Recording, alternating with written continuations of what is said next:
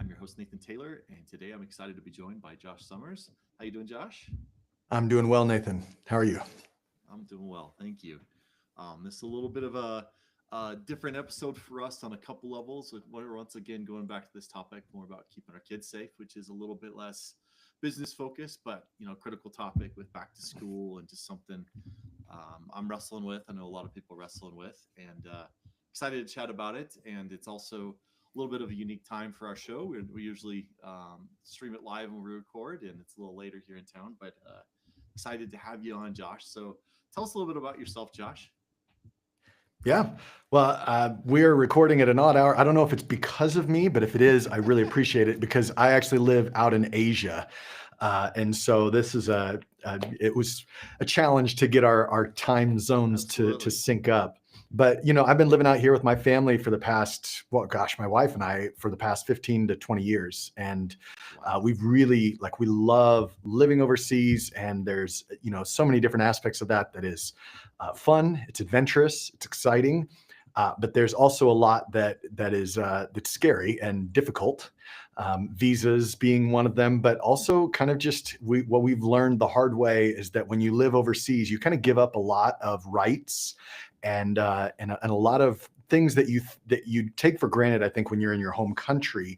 That has taught me a lot about privacy and security because I gave up a lot of my right to privacy and security when I moved overseas. And we had, kind of a pretty scary experience coming out of China, which is where we lived for about a decade, where I was brought face to face with how much of what I was doing was actually being monitored and tracked.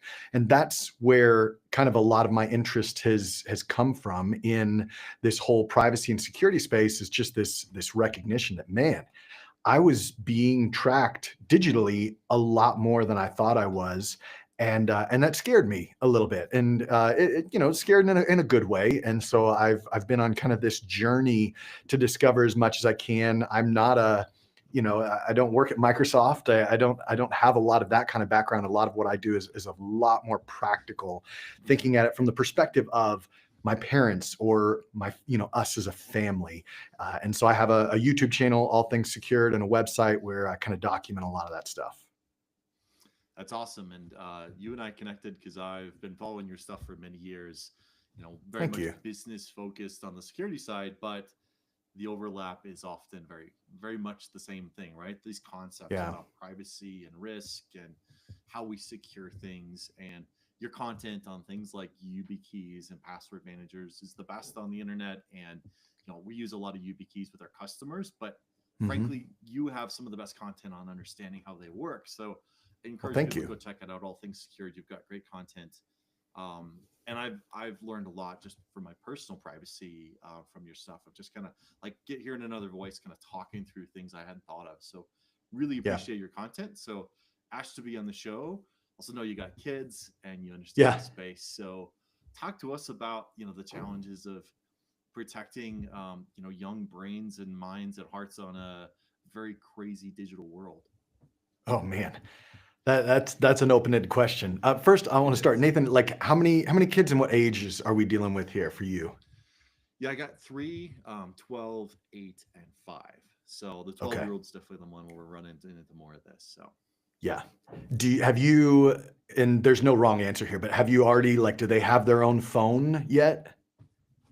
This is a great question. I'd love to dig into this. We actually had a whole conversation with this at the school this week with back to school. Yeah. And no, we have gotten a watch, and so we've done that, but the watches are a little easier to control. They have limited capabilities. And one of the things that's really come up is they're not the same dopamine feedback machine that the screen is. The smaller screen just doesn't have the same effect. And so for now, we're going to limit that and probably stick with that till maybe 15, 16. I am just not excited about getting on the phone. So.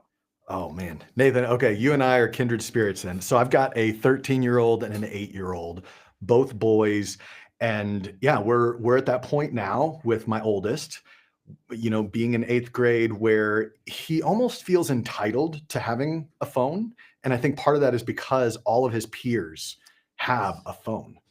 And we have resisted thus far. Now we've given him like this dumb flip phone because we needed him to have something to communicate with. So I guess very similar to the watch that you were talking about. It's not an addictive screen. It's a pretty boring little screen. It just, and when he tries to text with it, he gets so frustrated. Whereas I remember when I was young, you and I were young, like people could sit and text with those things, where it's like 555, 771, like just going through and texting like that. He can't stand it. But that struggle is one that pretty much any parent, I hope, has to go through and is working through as their kids go from, kind of early age to preteen and then definitely into teenage years. And I am smack dab in the middle of that. And so this conversation couldn't come at a better time because this is something, my wife and I are having to really work through. And I think, as we kind of start this conversation, I think that more than anything else is kind of the foundation that I think most parents need to start with. And that is me and my wife, Nathan, you and your wife need to be in harmony in how you want to approach this. Because if I don't want my kid to have a phone, but my wife's like, yeah, whatever, he can have a phone, that mixed message is going to be really difficult to work through. And so the number one thing before I sit down with my kids or before I set up any kind of filtering system or password manager is to make sure that my wife and I are on the same page there and that we are what I would call parental modeling what it is that we're wanting them to do. And so it's hard because yeah, really hard in this day and age, because if I don't want them staring at a small screen and being addicted to a small screen, that means that I shouldn't be staring at a small screen and addicted to a small screen at all times. And that's a hard thing for us to do because, what do we want to do when we get home? We want to just sit there and kind of either play a game or do whatever. And if that's all my kids see, then it doesn't matter anything else that we say. It doesn't matter what else we talk about in this interview. If I and my wife are not in, like in unity in this and modeling it for our kids, it does not matter at all. Does that make sense? Those are great call outs. Yeah, absolutely. I think we've wrestled with that at our house because there's different approaches, right? Different mindsets on how quickly what happens and not widely divergent, but just moments where like, I'm not comfortable with that. Are you? And it has been important to wrestle through that stuff and just figure out what that right line is.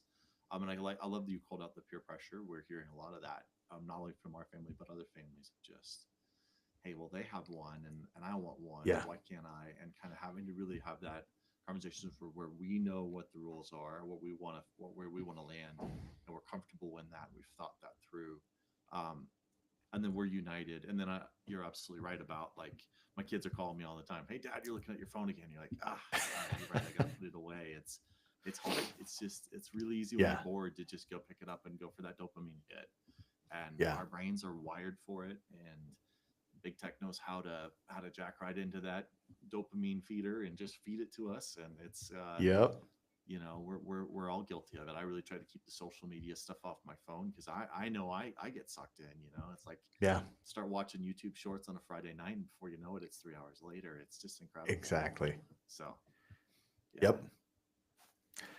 Yeah. I mean, I just as an example here, one of the things that we have set as a rule for my oldest is that he cannot have the devices in his room on his own, right? And so the other night, I actually caught him in his room under his covers, like with his flip phone. I didn't know that he could watch YouTube on it, but he did. And so he got in trouble, his device got taken away, grounded type of thing. And like later that night, my wife turns around and I'm like watching a show on my phone in bed. And she's like, didn't you just like bust our son for doing this? And I was like, oh my gosh. But it was good. Now, do I as a parent have the right to do that? Yes, I can do that if I want to. But again, it's that idea of modeling and saying, okay, is this one, the best use of my time, going through all that. But two, as I think about raising my boys, is that what I want them to see? And it isn't, yes, there is a time and a place for entertainment. And I don't want to just like be totally uptight and stressed all the time, but it doesn't have to be Like if I'm going to set a standard for them, I want to at least meet that standard with them. That's good. That's hard to That's do. good. Yeah. It is hard. And and I think it's important to call out. I mean, I think I see a lot, especially, and I've heard a couple other people comment on this. It's interesting. Those of us in our 30s, 40s, and 50s, I think, grew up without technology, but we're at a younger age where we learn to use it. And some of us have learned skills about how to control that, right? Like I have some time limits set on my stuff where it's like, yeah, YouTube runs for 5 minutes and it shuts down on my phone. It's just I want those natural controls of like, I know I will just get sucked into these things. Yeah. The older generation is the other side of the equation. I'm seeing 50s, 60s, 70s, 80s, like my parents and people in those age groups. And I don't know that they have the same defense mechanisms built in because it's almost like it hit them later. And I see a lot of that. And I've heard other people comment, they're like, man, my parents have kind of lost their brains to these devices. And it's just interesting to watch and just say, hey, we're talking about kids, but the same things that are getting wired into our brains affect us all. We're trying to protect our kids, but it's the same conversation. We need to be aware of how much of a slippery slope it is. So definitely.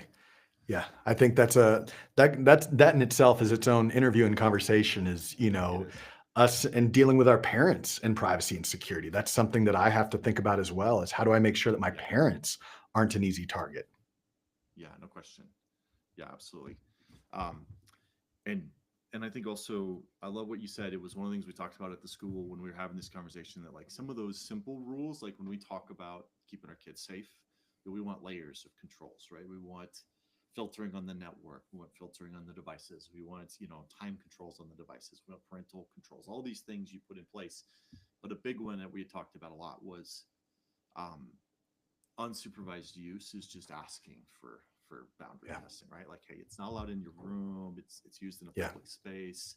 The internet and those devices all turn off at 8 p.m., 7 p.m. And after that, until the next morning, they're just useless because, like we were talking on the last call, we're smart people and we know we have kids who are smart and they're gonna find holes in things. And if you give them time to do that when they're bored in the middle of the night and can't sleep, that's when it's even more dangerous than at your kitchen table and you're like, what are you doing? And why have you been staring at that for 10 minutes? And I think some of those bigger picture rules really can pay dividends in what we're trying to build here.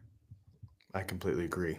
Yeah. And, just as a maybe side note here is that one of the downsides of using dumber tech, so my son's flip phone, is that it is much harder for me to set some of those limits because, like that screen time, the feature doesn't exist like it does on an Apple iPhone or something. And so I've had to deal with that as well.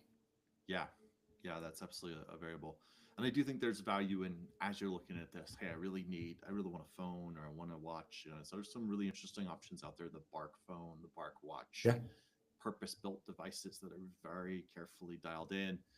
Dom and I had a conversation on the last one about how even with Android and Apple, there's loopholes and there's details, and you really do need to research that. Yeah, you think you turned it on, you think you got the controls on there, but you need to review those settings. We had you think you've given them a little bit more freedom, but you've actually opened the door to other things, and you just really need to pay attention.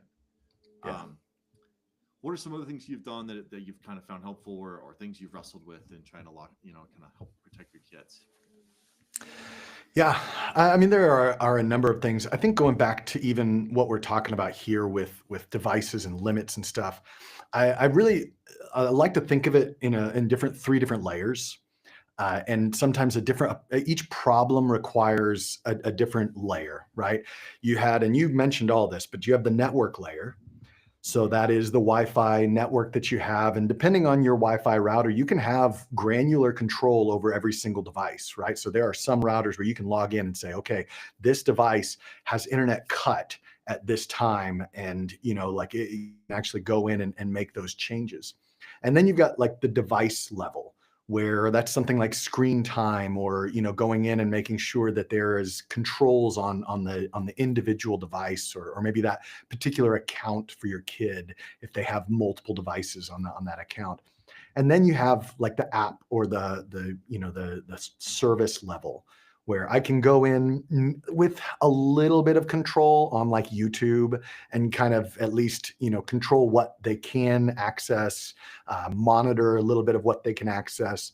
But when I'm looking at a limit that I want to set or a control that I want to make sure that I have, or some kind of monitoring, I really want to look at it from that perspective of, okay, is this going to be best attacked from a network level, from a device level, or from an app level?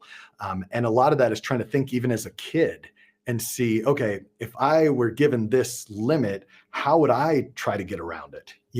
And, it's great to go and monitor the YouTube viewing content, but if they can log out and then just view something without being logged in, and it's that easy, then we still have that issue. And so it is funny. I don't think that kids, and I don't know how like you see it with you, I don't think they're malicious in how they're trying. I think it's just in their nature.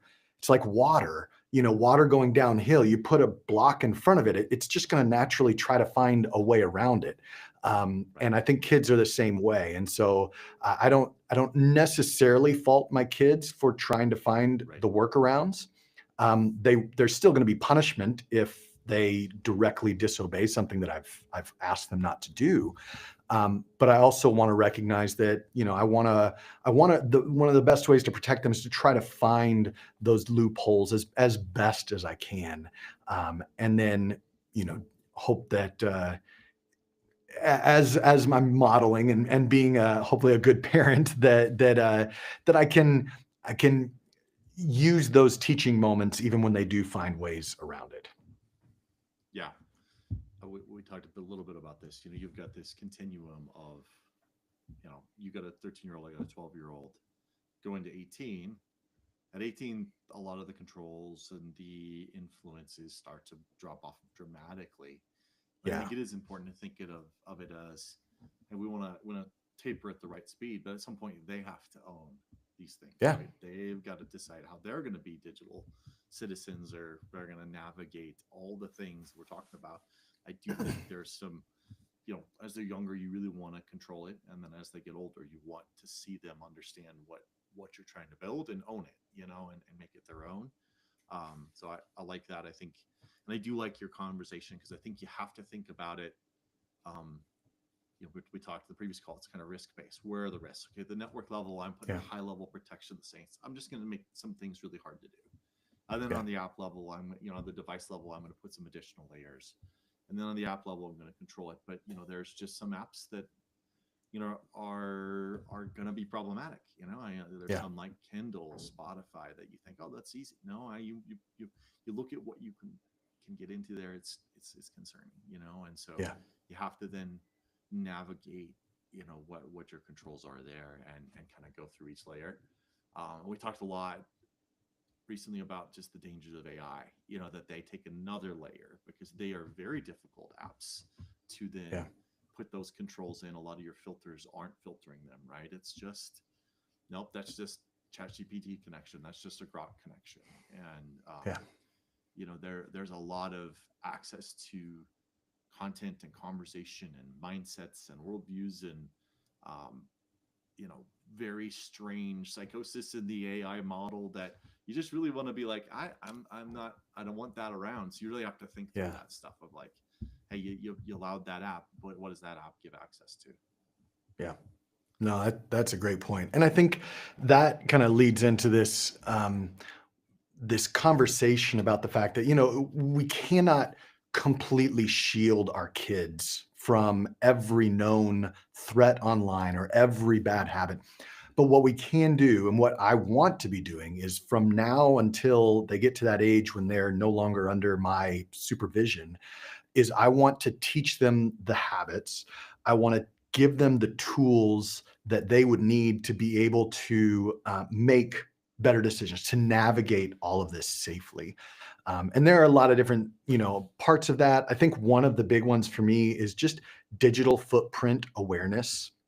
I think this is true of any young kid, is like there's not this concept of permanence, because they're just too young to understand the idea of permanence. What I've just put out there is permanently online. I mean, I remember that back when we were younger, MySpace and all that stuff when it was new, and we didn't realize that it was like out there. And so you just put all of this information on your MySpace page or on Facebook.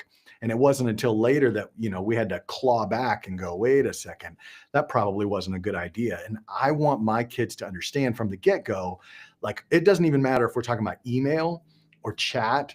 Like, there are some things where I give my kids a level of privacy.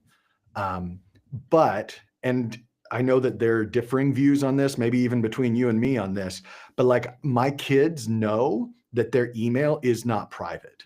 I will go in and I will check their email. And I'm not like, I'm very upfront about that. I'm not like, kind of in the secret, I'll just let my son know. I say, hey, I'm going to be checking your email because I don't want you to think that that is private. And I think even as adults, we get this sense that email is private, and yet, email can be used in court cases. And like, there are ways in which this is this permanent form of communication. And if I want something that is a little more private, then I need to communicate in a different way. And so I'm wanting to teach my kids from a young age that you have like this idea of digital footprint awareness and understanding that, you got to be careful about exactly what you put out there.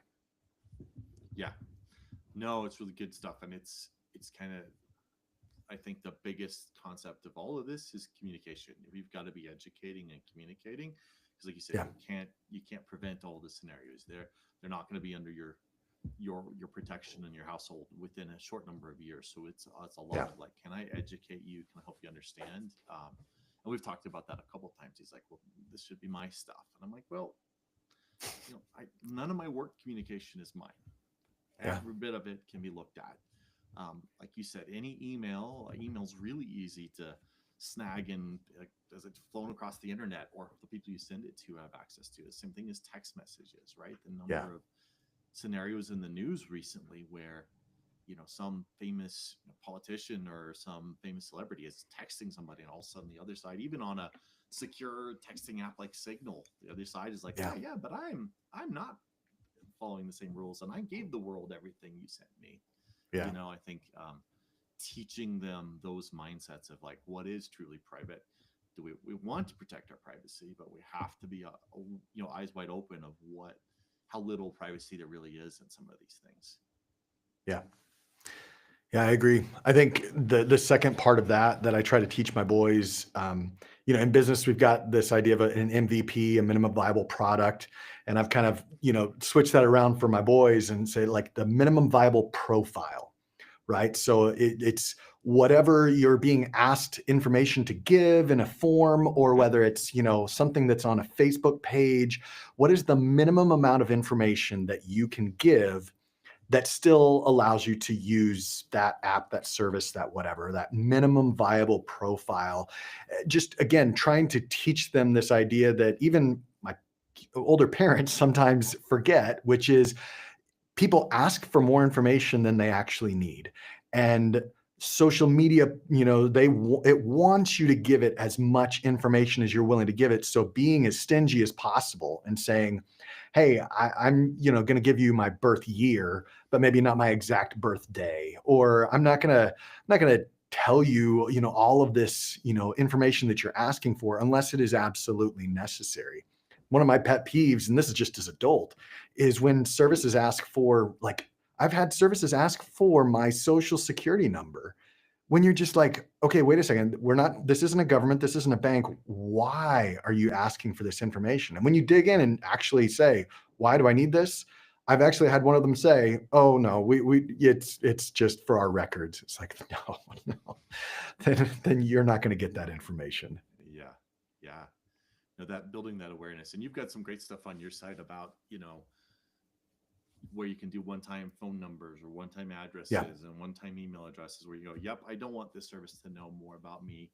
Apple will do that when you sign up with things and use your Apple ID, where you can say, no, don't give them my email address, give them a one-time email address. Building that awareness as a kid, it's just like when you go to the playground and somebody start asking you questions, if they're not a trusted adult, we don't answer questions from strangers. Like you can be friendly, but if we don't Yeah. know them, we don't tell them these things about where we live and who our parent is and Yeah. all these things. Like that's education we give our kids, and we have to think the same way on the internet of how do I teach you to be careful about what you're sharing. It's great Yeah. call. And I even just some of the stuff you teach a lot about with like passwords and learning Mhm. like how to work with passwords. I think from a parental perspective, so many parents have one or two passwords and it's hard. You're trying to share with your spouse. You got to be able to get into each other's stuff. But Yeah. man, the number of people I know were like, yeah, the kid figured out the one password on everything. And every security control we have is gone because they know Yeah. that password, and it's a ton of work to reverse engineer that. So talk through some of that password best practice etiquette kind of thing. Yeah, boy. I mean, there's a lot to this. One, again, going back to the parental modeling, if I don't have good password hygiene, it's going to be hard to pass that down to my kids as well. So, everything from even just our Netflix account to our Disney Plus account does not use the same password. Like, we use a password manager. It's part of a shared vault. And so I honestly don't know my Disney Plus password. Sure.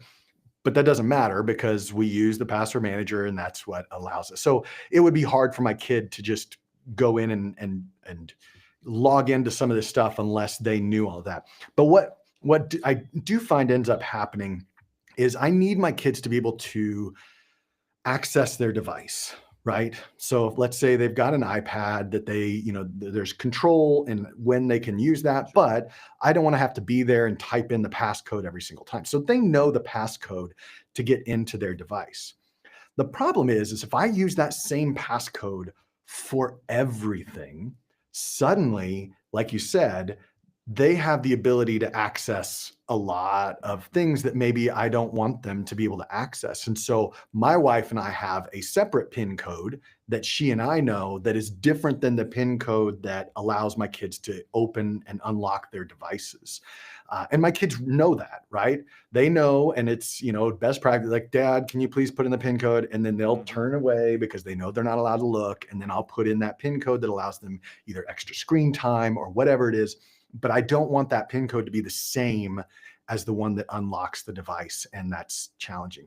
The other challenge I found, and I could be wrong on this, so please correct me, but like when it comes to my kids' Chromebook and that they get from school, I don't think that I have the ability to put on a password manager on their Chromebook.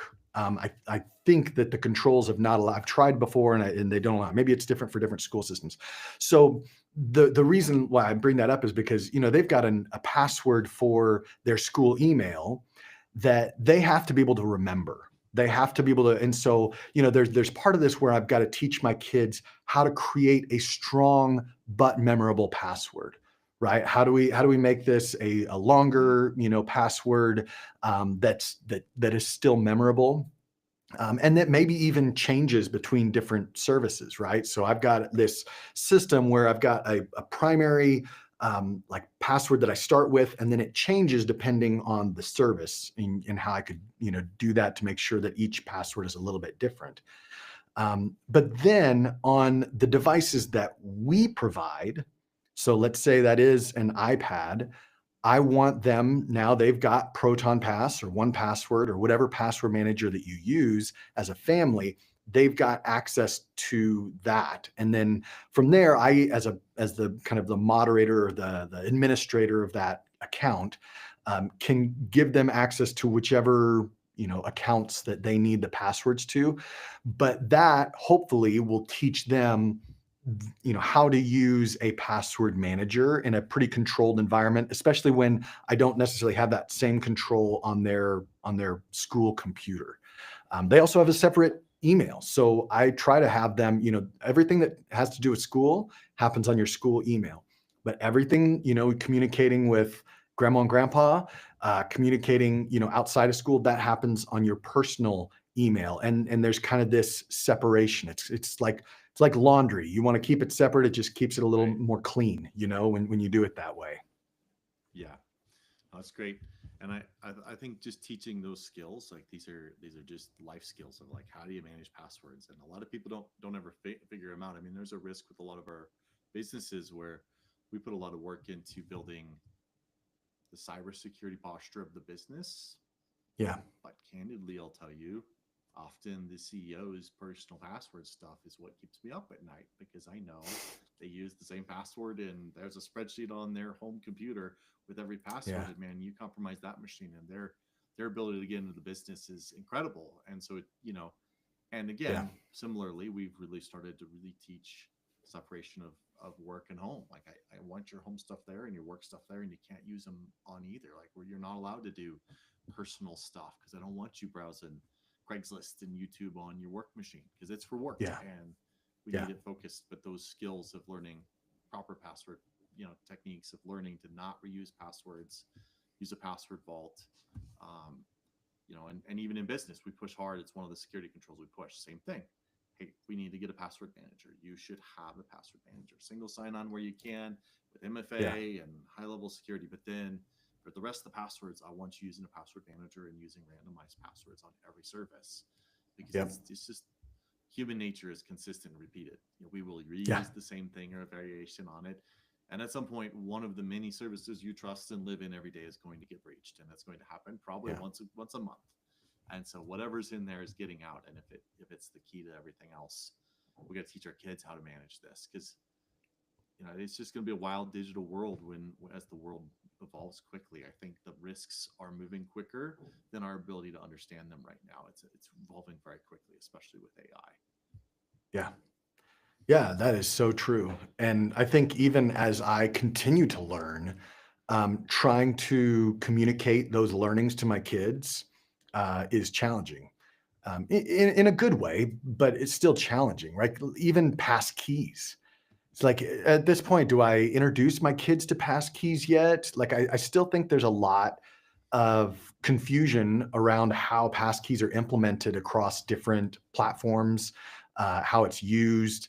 And so, I even struggle at times trying to figure out, okay, is it better for me to use a pass key here, or do I just want to continue with, my regular login and 2FA, with a security key or something like that. And often right now, at least, I'm kind of still defaulting to my security key. It's what I'm comfortable with. It's what I like. It's not that I don't think passkeys are strong. It's just a different animal that I'm still trying to wrap my brain around. But yeah, communicating those newer things. You were talking about AI. I'm still trying to figure out, how do I implement AI in my workflow in my daily life, and what do I allow in? And so being open and transparent with my kids about that and having that conversation, I think is a good thing, and having it with my spouse, right? So again, going back to that, what we said at the very beginning, so that we're on the same page. My wife and I were walking. This was a couple months ago, right before summer started. And one of the things we were talking about is my son, he wanted to build this website. And I'm, thinking into the future. I'm thinking like he's got this dream where, all of his friends at school are trying to do these transactions where, hey, I brought candy. They're at an international school. So like sometimes they can get candy brought in from the US, and that becomes really valuable. And then kids want to, like, it's so funny. But the school administration has cracked down on doing that on campus grounds. And so my son was like, hey, Dad, could I like build a website where we can like do these transactions? And I was thinking about it, I was like, I don't care. We don't want to make money on this. Like, it's not about that. It's more just, I would love for you to like try to figure this out. And as I think into the future, the skill set of coding HTML is slowly becoming less and less important. But wow, like he could start trying, like in a controlled environment with my help, saying, okay, what if we used AI to build this tool that you're wanting to do, and do that together? And so my wife and I talk about it. It's like, I think this is a skill that I'd like for him to, and it'd be fun for me to kind of see how it works as well. And then, coming as a unified couple, as my spouse and I, saying, yeah, let's do this. Let's figure it out. And it was a lot of fun. Like I want him to, I don't want to shield him or say he can't do this, but I want to introduce it to him in a way that is healthy, in a way that gives him hopefully some proper boundaries, and then does give him that exposure that I think will be good for his future self. Right. So you were doing some family vibe coding. That's awesome. Yeah.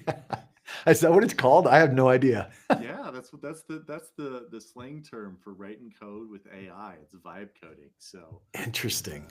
yeah, it's a thing. It's amazing. I mean, and I know some very technical people who are like building entire platforms using this. It's incredible, and the world's changing again. Like you said, Yeah. like the idea of like knowing how to code now, having those skill sets, and then using AI with them is a more powerful thing. There are a lot of people who are just like, no, I just kind of code this up, and it's off, and it's running, and we're going to see the various iterations of that as people get to this space where now they have an app and they got to support it, secure it, and it's scaling and all these things. But it's amazing to see our kids are not going to be brought up in the same paradigm, and some of them are Yeah. just going to skip these whole things that were critical for world we grew up in that are just not going to be the same when they get up there. So it's wild to see. Definitely. I think I love that idea of doing stuff together. Like hey, Yeah. the world is different. Let's do it together. We can go test these things, but I want to be involved. And I think it's like anything as a parent. I've got a whole list of just like topics. Like let's talk about emotions. How do you deal with emotions? You've got fear. How do adults deal with fear? Well, a lot of adults don't know how to deal with fear. A lot of adults don't know how to deal with emotions. How do you deal with relationships? How do you deal with disappointment? How do you deal with Yeah. money? Like how do you manage your money? How do you, like all these things are just these things. And I think the biggest lesson there is just time and engagement is the key. And I think that's really critical because as these crazy things happen on the internet with deep fakes and coercion and Yeah. stuff that like people are just finding themselves having to deal with crazy scenarios we couldn't have thought of 20 years ago. Yeah. You need to have that relationship with your kids where they know, well, your mom and dad will be there for me. I can go to them and talk through real world things, and they're a safe place to wrestle with things I don't understand. I think that's critical. Yeah. The other night, there's a YouTube channel called Corridor Crew. It's these VFX guys. It's fun. It's like they're just really, really talented VFX guys. And they did this video where they basically taught their parents how to spot AI video, right? How do you know that this was an AI video, right? And each of them are kind of dealing with their parents. You should go look at it. It's really good. But I sat down with my boys and we watched it together under the guise of, hey, how should we teach grandma and grandpa? Like, what should we tell grandma? Like, so I kind of tricked them. I didn't want them to think, hey, I want to teach you, but it was more like, how can we teach grandma and grandpa this? But we sat there and watched it together.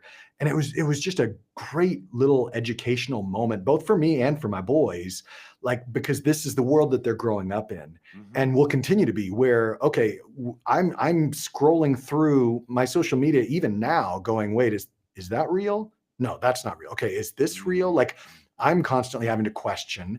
And my boys, that's what they're growing up in. And I want to make sure that they approach all of this with a critical eye. Whenever I get a scam email, I want to show it to them just to say, hey guys, I want you to see what just came in my email inbox. Why do you think that I thought this was a scam? Let's look into like who actually sent this. Oh, that didn't come from the actual company. It came from this weird URL. Well, that's an easy red flag. They might not be getting these scam emails to their school account, but I want them to see. So I don't want to just like hide it on my own. Or I'm not even as an adult trying to hide it. It's just like, oh, I don't even think about bringing it and showing it to my kids. But that is something that I intentionally want to do because I think you said it really well. The best way to teach online privacy and security to your family is to do it together. If you want them to learn how to do password management, then you do it all together. If you want them to learn how to, spot scams and fakes and deep fakes, then learn it together because that's what's really gonna engage them. And you're teaching them those critical thinking skills, right? Let me talk you through what I'm and like, cause like also like, what's the motivation? What's the risk? Why, why does this bother me? I don't know. Why would it bother you? Well, they shouldn't be approaching me asking for these things. That's a warning sign, and we do this like when walking on the street, walking around in Denver, and it's like, Dad, I'm worried about that guy right there. It's like, good. Well, I'm glad you've got some instincts, and let's talk about what you're picking up on. Okay, let's talk now about the fact that we have to be careful how we respond to people because your instincts you don't want to ignore them, but we also don't want to be afraid of people or prejudge Yeah. people. So how do we navigate the right line of like, we don't have to be afraid to walk by that person. We're out in the open, we're public. We're not afraid of them. If it's dark, I'm not walking by him, right? And just like you're teaching these critical thinking skills, and we're going to do the same thing in the digital world. Yeah. Couple of follow-up questions. So, how about protecting, more directly, like credit for kids? I know that's something that's a topic. Locking down kids' credit. What are your thoughts on that? Yeah. I think that this is something that I generally recommend for most people that for some reason it's just not a default. And it's crazy to me because it's free to do. But like for the average person, going and putting a freeze on your credit with, if you're a US citizen, the three major credit bureaus, to me, it's a no-brainer. Like everyone should be doing it. It makes things a little annoying. I went to try to apply for a loan for an investment property just a couple, like 4 or 5 months ago, and I had to go through this annoying process of thawing the freeze and making sure I figured all that stuff out so that they could do the checks that they needed to. But I would prefer to have that secure, like that freeze in place most of the time, and endure the discomfort of thawing it in the few times that I need to. But most people don't, I mean, like they rarely think about it for themselves, much less for their kids. And I think that this is one of those things where the risk is not terribly high, but it's enough of like it's an easy fix that it just, I don't know why we wouldn't want to go in and freeze the credit of our kids, because the last thing they want to do is turn 18 or 19 years old, try to open up a credit card or some line of credit for a loan, and realize that their identity has been used for years for something, that was not theirs. And so, just going in and placing that freeze, maybe even walking your kids through the process of doing so that they understand what is going on and why we're doing that, I think can be extremely valuable. I use a budgeting app with my boys, my oldest. My youngest, he still doesn't care about money, which is great. Like he's 8 years old and he's like, Dad, you pay for everything. Why do I care about money? But my oldest wants to save and buy things. And so we have a budgeting app that we walk through together. And, I'm not giving him a credit card, but I do want to teach him the concept of credit. And so there are times where, okay, money was given to me on his behalf. Like within the budgeting app, he's got an account where it's cash, the cash that he has in his room physically. And then there's a separate account, which is the mom and dad bank, right? And so then if we're out and about and he wants to buy something, I can literally pull up on my phone the app. We use YNAB. You Need a Budget. I don't know if you've ever heard. It's kind of, there's a bunch of these type of apps out there. And I will actually I will pull down from the mom and dad account. So he didn't actually use his cash, but he can still see that, oh, I had to pay for that. I may not pay for it immediately. It may not be cash coming out of my pocket, but I still had to pay for that. And those concepts, I think, are critical for kids to learn before you put a physical credit card in their hand and they start going wild on something like that. And so, yeah, like I do, going back to the original question, I do think that putting a freeze on your kid's credit is a great idea. It is free. Even just going through and, once a year doing a credit check, like going and getting that free credit report that we're all allowed to get. If it gets you to, if doing it for your kid gets you to do it for yourself as well, like do it at the same time, I think that's even better. Two birds, one stone. Check your own credit, just glance at it, make sure that there's nothing out of the ordinary, and then do the same for your kids. Yeah, great advice. I will say that one of my complaints on this whole topic is locking your credit as an adult is, as you said, pretty straightforward. You set up an account with 3 bureaus, you go in there, click a few buttons, you're done. Yeah. It's not rocket science. With your kids, it's kind of a pain in the butt because they want Is it? Okay. and you have to. It's a little bit of work, and I was frustrated by that. And I don't want it to be easy for somebody to do it for me. Somebody steal their identity even by freezing their credit. But yeah, I thought that was interesting. That once again, the credit bureaus they don't work for us, right? They work for the for the people making money off of us. And so there are times they don't want your credit frozen. I think that really is where it comes down to, is they want you spending and borrowing, and that's where they want you to be. So they don't always make it easy. But I do think it's important to stay ahead of it, because I think people are just like, oh, what could go wrong with my kids? Well, like you said, you can find out for 10 years some person has been using that identity, and that's a mess to unravel. That's a nightmare. It really is. Yeah. Like they're starting 10 feet behind the starting line, you know, when that happens, when they turn 18 or whatnot. And some of that's a ton of work to go unwind. It's just really painful. All right. Well, final question before you. We're running long here. It's been great chatting with you, and the time's just flying. So you mentioned, I think at the very beginning, let's circle back to something which I think is one final key is timing. How do you approach timing on when you're giving your kids a cell phone or social media, and how do you think through that challenge? Because I think that's a piece that maybe people need permission to say, maybe I can be in charge of that timing. It's funny to say that out loud, but I think people need to hear that. Yeah. No, we do have the right and responsibility, I think, as parents, to control that timing. And I think the good news for anybody that's listening or watching is that there isn't a set timing that works across the board. So what works for you and your son, Nathan, it's oldest son, right? Mm-hmm. Yeah. Yep. Might not be the same that is for my son. Right. So it's not like, okay, you turn 14 and then you're allowed to have a phone and you're allowed to do all this stuff. Like, that's not the way that I want to set it up with my son. And I recommend for parents to think about it more from the perspective of earning the responsibility. So I want to set for my son saying, okay, you've got this flip phone. All right, you've got to prove to me that you're not going to use it at night, like every night, that you're going to show that you have built the habit of putting that phone away and not using it in your room. And if I catch you with it again, then one, we're grounding you, but two, that time between now and getting a nicer phone is going to lengthen, right? And I'm also using finances as a way to make sure that takes time. So again, everybody is different, but I don't want to just buy my son a new iPhone.